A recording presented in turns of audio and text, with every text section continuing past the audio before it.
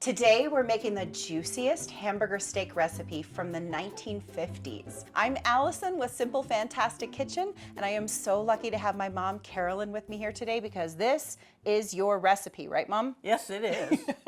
And you made this when you were in high school, right? And you made it for your dad. I made it for my dad. Yeah? And when he tasted it, he said, "You should start your own restaurant." That's amazing. That's actually pretty high praise coming from him, is, right? Grandpa? Yes.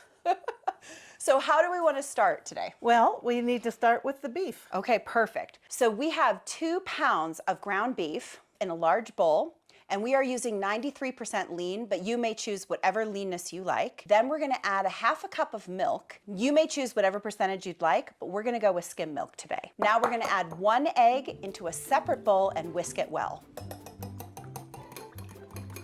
Add the egg into the meat mixture. Now add 4 teaspoons of Worcester sauce, 2 teaspoons of salt, and 1/4 teaspoon of ground pepper. Now mix it all together. I am gonna use a Dutch whisk today, which allows me to really mix this well, including the eggs, without anything getting stuck in the spokes of a standard whisk. It also breaks things up better than a wooden utensil. This is just an awesome staple in my kitchen. I will have a link to this and all the other products we're using today in case you want to explore them.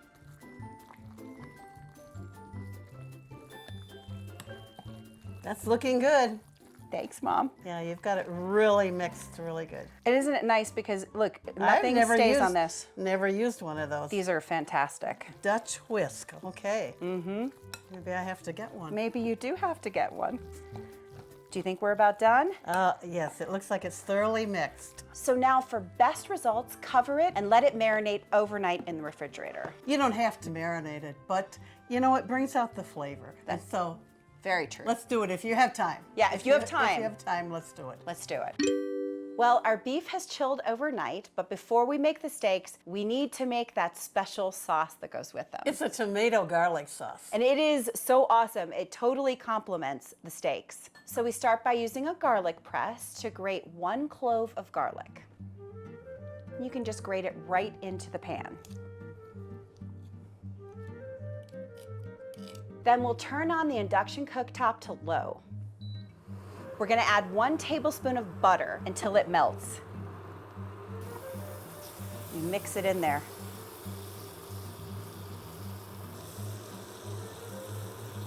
Then we add 2 tablespoons of flour.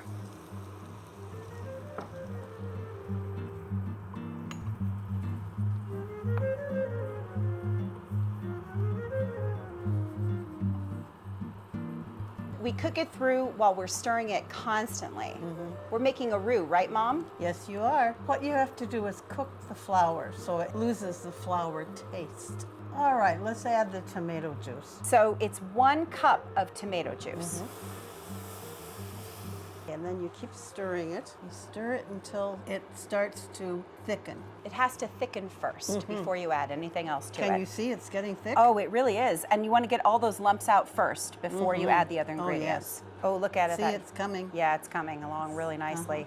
Okay. Now we're going to add 1 tablespoon of ketchup.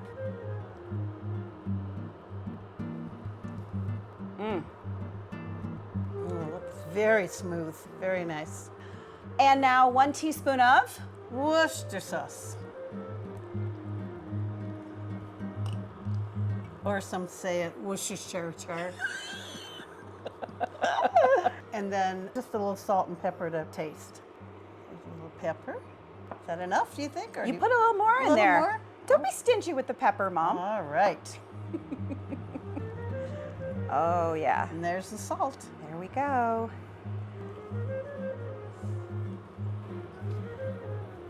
So by the way, this is a silicone-coated whisk. It's stainless steel here, silicone here, because it's not like we have stainless steel pans where you can use a regular whisk and get away with it. So these are awesome, and then they don't damage your pans, which is fantastic.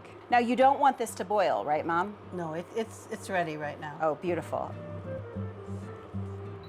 So now we'll just set this to the side and we are ready to make our hamburger steaks. Is it hamburger steak time? It's hamburger steak time.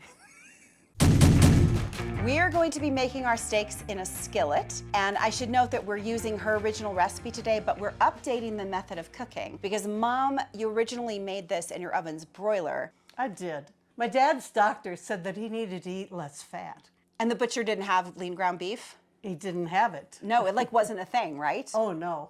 It was just ground beef, probably 70%, right? Yes. 70% lean. Yes, which really tasted good. I bet it did. I bet it tasted amazing. If you wanted to have it be low fat, you had to broil it and you had to let the fat drip away, right, Mom? That's right. Okay. I'm actually really grateful that we have so many different choices of lean ground beef now. So we can really have some fun today, and we're gonna grill it on our skillet. So we're gonna use something really special today. You don't have to use this to make this recipe, but it really ups the hamburger steak game, if you know what I mean. This is a cast iron grill press, and a lot of people use these in their outdoor cookers, but you can also use it indoors as well. Now, you should always check your grill press to see if it's compatible with your stovetop's method of heating. We have gas, so you just set your grill press on the back burner for safety, and then you turn it on to high.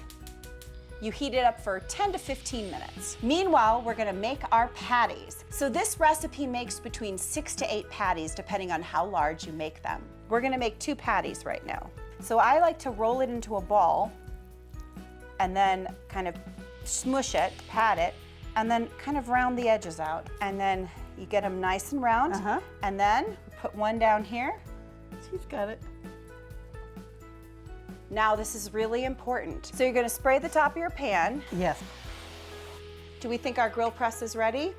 And then you're gonna also spray the grill press. This is very important. And now here we go, sear number 1. Just gonna let the grill press sit for 30 seconds to 1 minute per side and let it sear. Okay, you ready to flip, Mom? Oh, isn't that beautiful? I'll just put the grill press back on the burner and turn the burner back on to keep it hot while I flip the burgers. Let's flip these steaks. Then I'll repeat the process on the other side. Again, we're gonna spray the burgers and we're gonna spray the grill press. Here we go. So we're basically searing the outside, and once this process is finished, that's when we turn on the cooktop. I think we're about ready. And then what we do is we go ahead and we put it back on the back burner, turn it on because we're gonna use this again. Now turn your cooktop on to medium and allow the steaks to cook through. Okay, they're going. They're sizzling. And these really just take a few minutes per side. Think they're ready to flip? Let's flip them. Okay. Oh, it's looking so good. And now at this point, we're going to get our grill press again and press down on them.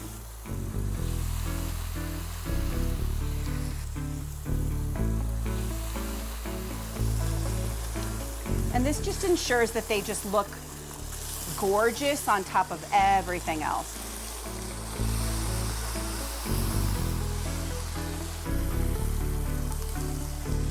I don't know, these look pretty fantastic to me. What do you think, Mom? Oh, look how beautiful. Yeah. I think they're ready. I think they're very ready.